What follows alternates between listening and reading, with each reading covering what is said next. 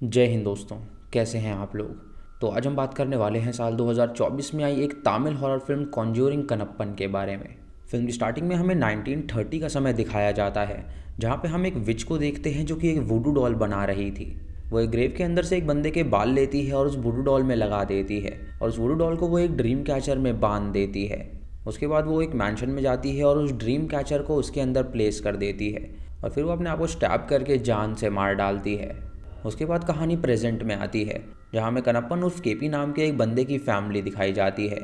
KP की माँ एक इन्फ्लुएंसर होती हैं जो कि यूट्यूब पे व्लॉग पोस्ट किया करती थी, और केपी खुद एक गेमर होता है और उसका सपना था एक गेम बनाने का। उस दिन केपी का इंटरव्यू होता है तो उसकी माँ उसे उठाती है, और जब वो नहाने के लिए जाता है तो देखता है कि पानी ही नहीं आ रहा है। उसका मामा भी उनके साथ ही रहता था। उसके बाद वो अपने मामा के पास जाता है और उनसे कहता है कि वो पानी की प्रॉब्लम को ठीक कर दे, लेकिन उसका मामा उससे कहता है कि वो प्रॉब्लम वो ठीक नहीं कर पाएगा। केपी के घर में एक पुराना कुआं भी था, और फैसला करता है कि वो उसके पानी से ही नहाएगा। उस कुएं को खोलता है और उसके अंदर से पानी निकालने लगता है, लेकिन तभी बाल्टी के अंदर उसे एक ड्रीम कैचर मिलता है जिसमें कुछ फेदर लगे होते हैं। तो वो एक फेदर को निकाल लेता है, और उसके बाद उसे लगता है कि शायद ये कोई टोक टाक है, इसीलिए वो वापस उसे पानी में फेंक देता है। उसके बाद वो नहा के तैयार हो जाता है अपने इंटरव्यू के लिए, और जब उसका इंटरव्यू चल रहा होता है तो उसका मामा पीछे आके उसे डिस्ट्रैक्ट कर देता है, जिससे कि उसके इंटरव्यूअर्स काफ़ी नाराज़ हो जाते हैं और वो उसकी कॉल को काट देते हैं। केपी का घर सिर्फ उसके पिता की पेंशन की वजह से ही चल रहा था, और केपी चाहता था कि वो फाइनेंशियली अपने पेरेंट्स की मदद करे, लेकिन उसकी जॉब कहीं पर भी नहीं लग रही थी। वो अपने एक दोस्त से मिलने के लिए जाता है जो कि उससे कहता है कि वो एक गेम बनाए और उसके बाद वो अपनी कंपनी के सामने उसका प्रस्ताव रखेगा, लेकिन केपी उससे कहता है कि वो पूरे दिन पबजी ही खेलता रहता है और उसके दिमाग में नहीं आता कि आखिर वो कैसा गेम बनाए।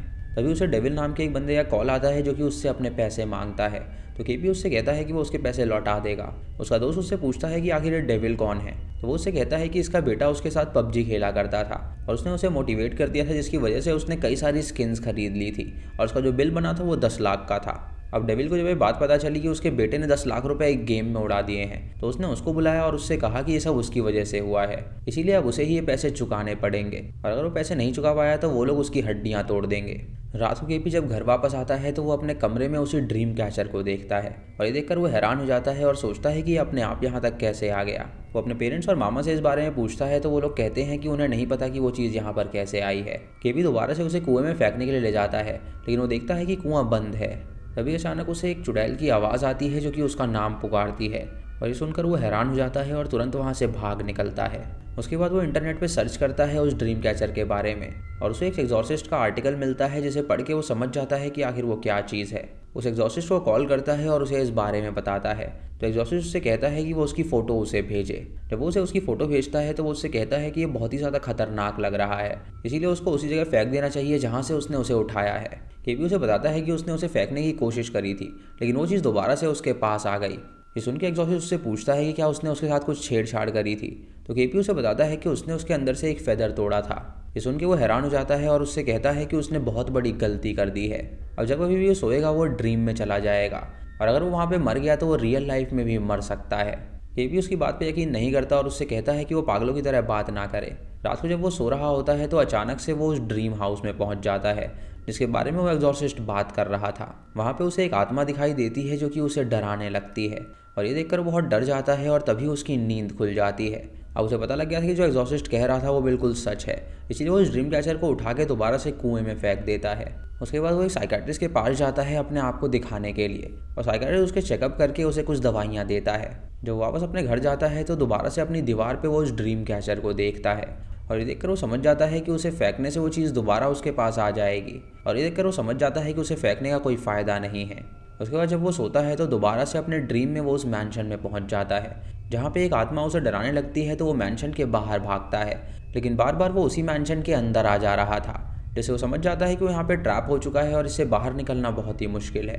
तभी उसे अपने सामने एक लड़की की आत्मा नजर आती है जिसे देखकर वो बहुत डर जाता है, और तभी उसकी नींद खुल जाती है और वो देखता है कि वो बिल्कुल सही सलामत है। वो तुरंत एग्जॉर्सिस्ट को कॉल करता है और उसे सारी बात बताता है, तो एग्जॉर्सिस्ट उससे कहता है कि उसने एक बुक में इसके बारे में पढ़ा था, और ये एक ड्रीम कैचर का कर्स है जो कि एक विच द्वारा किया गया है, और इससे बाहर निकलना बहुत ही मुश्किल है। उस ड्रीम के अंदर जो कुछ भी उसे होगा वो बाहर भी होगा, यानी कि अगर ड्रीम के अंदर उसे चोट लगी है तो वो बाहर भी उसे लगी होगी। तभी कभी मिरर में अपना माथा देखता है और उसे सच में चोट लगी हुई थी, और ये देखकर वो साइकेट्रिस्ट से कहता है कि वो उससे मिलने के लिए आ रहा है।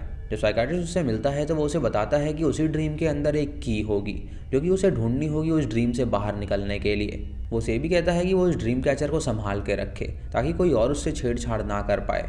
उसके बाद जब वो अपने घर जाता है तो वहाँ पर डेविल उससे मिलने के लिए आता है और वो उससे अपने पैसे मांगने लगता है, लेकिन केपी के पास कोई पैसे नहीं थे, इसीलिए वो उसकी चीज़ों को तोड़ने लगता है। तभी केपी के दिमाग में एक आइडिया आता है। उससे कहता है कि ये ड्रीम कैचर उसकी सबसे फेवरेट चीज़ है और सुनते ही डेविल उसका एक फेदर प्लग कर देता है और केपी उससे कहता है कि वो रात को उससे ड्रीम में मिलेगा।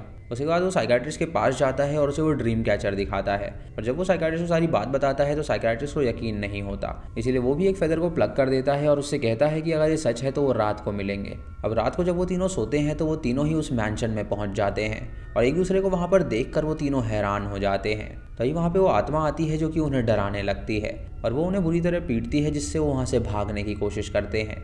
तभी वो केपी के पास आती है और उसके मुंह पे अपना हाथ रख देती है, जिससे केपी सांस नहीं ले पाता और रियल लाइफ में भी वो ऐसा ही हो रहा था। तभी उसकी माँ साफ सफाई करती हुई आती है और गलती से उसकी झाड़ू उसे लग जाती है, जिससे केपी की नींद खुल जाती है और वो बिल्कुल सही सलामत होता है। उसके बाद छत पे जाता है तो डॉक्टर जॉनी और डेविल उससे मिलने के लिए आते हैं और उससे कहते हैं कि आखिर वहाँ पे क्या हो रहा था। केपी उन्हें सारी बात बताता है और उनसे कहता है कि अब उन्हें कम सोना पड़ेगा क्योंकि जब भी वो सोएंगे तब वो वहाँ पे पहुँच जाएंगे और हो सकता है कि वो आत्मा उन्हें वहाँ पे मार डाले और असली लाइफ में भी वो मर सकते हैं। उसके बाद केपी और डॉक्टर एग्जॉर्सिस्ट के पास जाते हैं, जहाँ पे केपी को एग्जॉर्सिस्ट की असिस्टेंट डार्क डेव्स मिलती है जो कि उसे एक पोजेस्ड बच्चे से बचाती है। केपी एग्जॉर्सिस्ट को बताता है कि कल रात को ड्रीम में उस आत्मा ने उसे मारने की कोशिश करी थी और उसके अलावा 2 लोग और हैं जिन्होंने ड्रीम कैचर के फेदर को प्लग किया है, जिसकी वजह से वो दोनों भी उस ड्रीम में जा चुके हैं। डार्क उससे पूछती है कि क्या वहाँ पे कोई पेंटिंग या कोई पोर्ट्रेट है, तो वो उससे कहता है कि वहाँ पे एक पेंटिंग है जिसके नीचे 1930 ईयर लिखा हुआ है और उस पर चार्ली डिकिंसन नाम भी लिखा हुआ है। ये सुन के वो उससे कहते हैं कि वो उसके बारे में जल्द ही पता लगाएंगे। उसके बाद केपी जब घर जाता है तो वो देखता है कि ड्रीम कैचर के और सारे फेदर्स गायब हैं और वो अपने परिवार से पूछता है कि ये किसने किया, तो वो सभी बताते हैं कि उन सभी ने उस ड्रीम कैचर के फेदर को तोड़ा है। ये सुन के वो हैरान हो जाता है क्योंकि अब उसकी फैमिली भी संकट में आ गई थी। वो डाक को कॉल करके ये बात बताता है तो डाक उससे कहती है कि ये तो बहुत ही गलत हुआ, वो कुछ ऐसा काम करे जिससे उसकी फैमिली आज रात को सोए ही ना, क्योंकि अगर वो सोएंगे तो ड्रीम में पहुंच जाएंगे और वो घोस्ट उन्हें मार सकती है। उसके बाद केपी उस घोस्ट का स्केच बनाने लगता है और उस स्केच को वो उन लोगों को फॉरवर्ड कर देता है और वो लोग अपनी रिसर्च करने लगते हैं। अब केपी अपनी फैमिली से कहता है कि क्यों ना वो एक हॉरर फिल्म देखें और रात को जब वो फिल्म देख रहे होते हैं तो उन्हें नींद आने लगती है, लेकिन केपी किसी तरह गेम्स खेलकर उन्हें उठाए रखता है और जब डॉक्टर जॉनी और डेविल भी अपने आप को जगाए रखने की कोशिश कर रहे थे। जब अगली सुबह हो जाती है तो केपी डार्क को कॉल करता है और जो बताता है कि उसकी फैमिली में से कोई भी नहीं सोया था। डार्क उससे कहती है कि उसे अब अपनी फैमिली को सच्चाई बता देनी चाहिए और इस सुनकर केपी अपनी फैमिली को सच्चाई बता देता है, लेकिन वो लोग उस पर विश्वास नहीं करते तो उसका मामा सो जाता है और वो मैंशन में पहुंचता है जहाँ पे वो आत्मा उसे परेशान करने लगती है, जिससे वो लोग उसे उठा देते हैं और रियलिटी में आके वो सबको बताता है कि केपी जो भी कह रहा था वो बिल्कुल सही कह रहा था। ये सुन के वो लोग डर जाते हैं और सोचते हैं कि अब वो लोग कैसे सोएंगे। अब डॉक्टर के साथ केपी एग्जॉर्सिस्ट के पास पहुंचता है, जहाँ एग्जॉर्सिस्ट उसे बताता है कि वो जिस मैंशन की बात कर रहा था दरअसल वो रॉबर्ट नाम के एक बंदे का था और उसने मैगडलीन नाम की एक लड़की से शादी करी थी। वहीं पे विलियम नाम का एक सोल्जर था जो कि उसकी वाइफ पे गंदी नज़र डालता था और रॉबर्ट को ये बात पता चल गई क्योंकि उसने एक विच को बुलाया था उसे सिड्यूस करने के लिए। रॉबर्ट जब वापस आया तो उसने विलियम को मारने की कोशिश करी, लेकिन विलियम वहाँ से भाग निकला। लेकिन अगली सुबह रॉबर्ट और मैगडलीन दोनों की लाश उनके बिस्तर पर मिली, जिससे लोगों को लगने लगा कि विलियम ने उन्हें मारा है। इनके घर से कुछ ही दूरी पर उन्हें विलियम की लाश भी मिली थी, जिसे सोचकर लोग हैरान हो गए थे कि आखिर उन तीनों को किसने मारा होगा। लोगों का यह मानना था कि विच ने उन्हें मारा है, इसीलिए उन लोगों ने विच को पकड़ लिया और उसी पैलेस में मार डाला। अब गांव को ये बात पता चली तो उन्हें लगने लगा कि कोई स्पिरिट उन सबको हॉन्ट कर रही है। अब ये खबर तेजी से फैल गई और लोग मानने लगे कि मैगडलीन की आत्मा उस मैंशन को हॉन्ट कर रही है, इसीलिए उन लोगों ने उस मैंशन को जला डाला और ज़मीन को बेच दिया गया। ये कहानी जानकर केपी हैरान हो जाता है और एग्जॉर्सिस्ट उससे कहता है कि उसे की ढूंढनी होगी वहाँ से बाहर निकलने के लिए। अब रात को केपी जब अपने घर जाता है तो वो बहुत ज़्यादा थक गया था, इसीलिए वो सो जाता है और वो देखता है कि सभी लोग वहाँ पर मौजूद हैं, यानी कि उसी की तरह सभी लोग सो गए थे। वो सभी मिलकर उस की को ढूंढने लगते हैं, लेकिन वो की उन्हें कहीं पर भी नहीं मिल रही थी। तभी केपी मैगडलीन की आत्मा को देखता है जो कि सीलिंग से लटकी हुई थी और ये देखकर वो हैरान हो जाता है और तुरंत वहाँ से भागने लगता है। जब वो एक रूम में जाता है तो वहाँ पे वो एक और भूत को देखता है जिसने उसके पिता और डॉक्टर का गला दबा रखा था। ये देखकर वो हैरान हो जाता है और सोचता है कि आखिर ये नया भूत कहाँ से आ गया। वो तो किसी तरह उस भूत से बच जाते हैं और उस ड्रीम से बाहर निकलने की कोशिश करने लगते हैं, लेकिन तभी उन्हें एक पुरानी टनल नज़र आती है और केवी फैसला करता है कि वो उसके अंदर जाएगा। जब उसके अंदर जाता है तो मैगडलीन की आत्मा वहाँ पे उसका इंतजार कर रही थी और ये देखकर वो बहुत डर जाता है और तभी डार्क डेव्स वहाँ पे आके उसे उठा देती है, जिससे कि उसका सपना टूट जाता है और वो रियल वर्ल्ड में सही सलामत आ जाता है।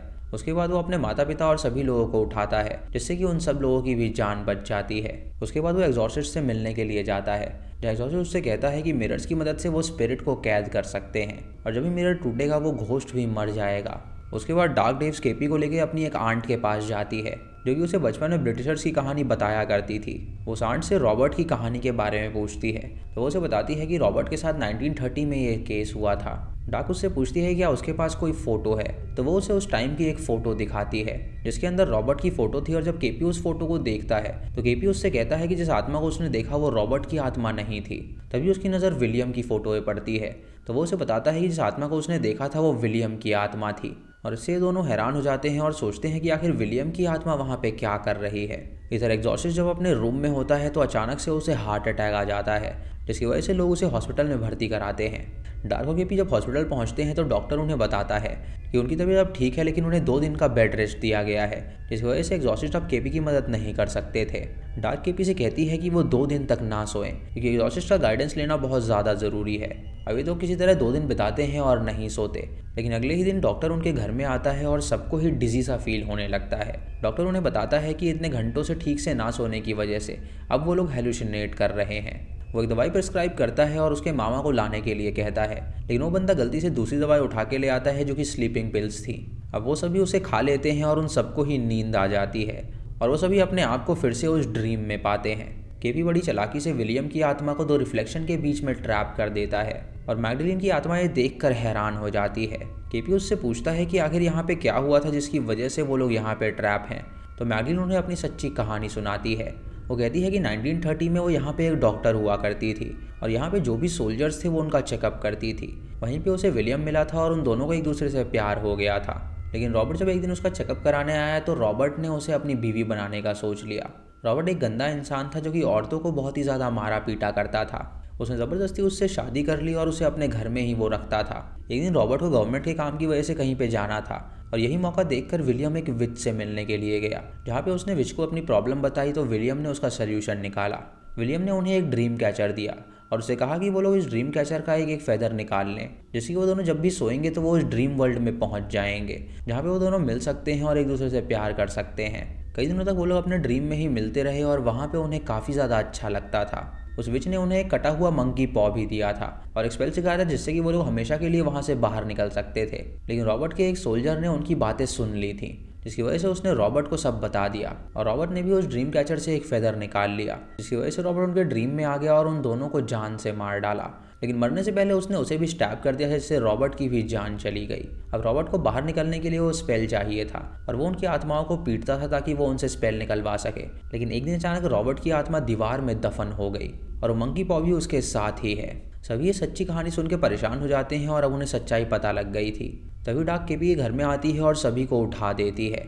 केपी एग्जॉर्सिस्ट के पास जाता है और उसे बताता है कि उसके पास एक आइडिया है। जैसे उन्होंने उस ड्रीम में जाने के लिए फेदर वहाँ पे प्लग किया, वैसे ही अगर वो ड्रीम में फेदर प्लग करेंगे तो क्या पता वो बाहर आ सकेंगे। ये सुनकर डॉक्टर उससे कहता है कि उसे नहीं लगता कि ये काम करेगा, लेकिन वो सभी राजी हो जाते हैं ये करने के लिए, क्योंकि उनके पास और कोई चारा नहीं था। वो सभी एक जगह जाके सो जाते हैं और ड्रीम में पहुंचते हैं, जहाँ पे उसकी माँ उसे प्लग करती है, लेकिन उसके साथ कुछ भी नहीं होता, जिससे वो समझ जाते हैं कि यहाँ से निकलना इतना आसान नहीं है।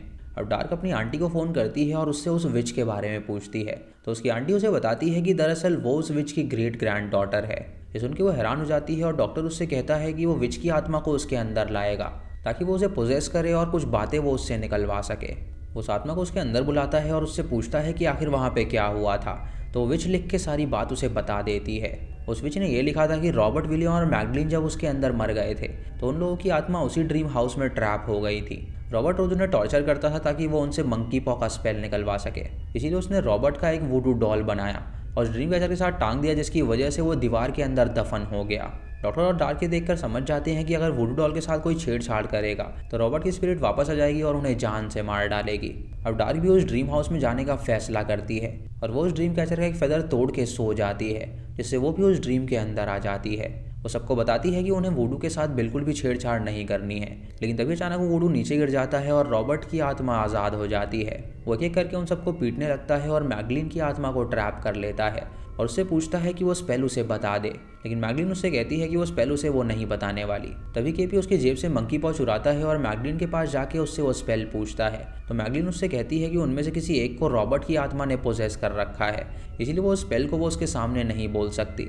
तभी उसकी आत्मा डॉक्टर के अंदर से बाहर आती है और वो उस मंकी पॉ को उससे छीन लेता है। तभी अचानक केपी का पैर उसकी वुडू डॉल पे पड़ता है। जैसे ही वो देखता है कि ऐसा करने से रॉबर्ट को दर्द हो रहा है, वो उसका एक हाथ तोड़ देता है और रॉबर्ट का भी हाथ टूट जाता है, लेकिन रॉबर्ट अपनी शक्तियों से उस पर वार कर देता है जिससे कि वो नीचे गिर जाता है और वुडू डॉल एक गड्ढे में जा गिरती है। अब ये भी अपने मामा से वो दारू मांगता है जो वो ड्रीम में ले आया था, और जब वो उसे दारू देता है तो वो उसकी डॉल को भिगा देता है, लेकिन रॉबर्ट अपनी डॉल को अपने हाथ में ले लेता है ताकि वो उसे कुछ ना कर पाए। तभी वो उसकी तलवार उठाता है और ज़मीन पे ज़ोर से मारता है, जिससे एक चिंगारी उसकी डॉल पे जा गिरती है और वो डॉल जलने लगती है और रॉबर्ट की आत्मा भी जल के वहीं पे भस्म हो जाती है। उसके बाद मैगलिन कनप्पन को वो स्पेल बताती है और कनप्पन वो स्पेल पढ़ के सभी का नाम लेता है, जिससे वो सभी रियल वर्ल्ड में आ जाते हैं। उससे कुछ महीने बाद कनप्पन उसी कॉन्सेप्ट पे एक गेम बनाता है और गेम उसके दोस्त के मालिक को पसंद आती है और वो उसे खरीद लेता है, जिससे ही कनप्पन अब बहुत ज़्यादा अमीर बनने वाला था। एंड में हमें वो मैंशन दिखाया जाता है जहां हम रॉबर्ट के कटे हुए हाथ को देखते हैं। उसका शरीर जल गया था लेकिन उसका हाथ अब भी जिंदा था और वो चलने लगता है और इसी के साथ ये मूवी यहीं पर ख़त्म हो जाती है। तो दोस्तों ये थी इस फिल्म की कहानी। आपको इसकी कहानी कैसी लगी आप हमें कमेंट सेक्शन में ज़रूर बताइएगा। दोस्तों हो सकता है इस फिल्म का सीक्वल भी आए, और आप चाहते हैं कि इसका सीक्वल आए या नहीं आप कमेंट सेक्शन में ज़रूर बताइएगा। चैनल पे नए हैं तो ही सब्सक्राइब करें और बेल आइकॉन दबाएं नोटिफिकेशंस के लिए। और दोस्तों वीडियो को लाइक और शेयर करना बिल्कुल मत भूलिएगा। तो मैं मिलता हूँ आपको अगली वीडियो में, तब तक के लिए जय हिंद।